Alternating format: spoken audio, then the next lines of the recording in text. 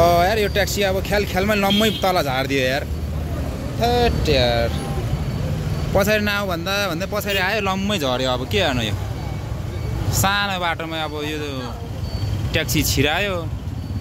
त्यहाँ डिलमै भएको बेलामा नझारे भए हुन्थ्यो क्या। अब डिलमा भएको बेलामा पनि झारिदिइहाल्यो। अब पुलित भयो तल छुइसक्यो।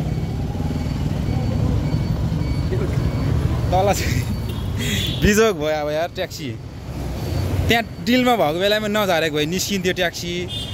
ब्याक नगर्नु भनेको सुन्दै सुनेन कि तल खप्लकै झारिदियो। अब हेर बिजोग। अब यो निस्किनु गाह्रै छ है, गाह्रै छ। यहाँ डिलमा भएको बेलामा नझार्नु भनेको लम्मै पछाडि झारिहाल्यो। तल छुयो। अब चाहिँ तल छुयो। अब अलि ठेलेर बल गऱ्यो भने निस्किन्छ।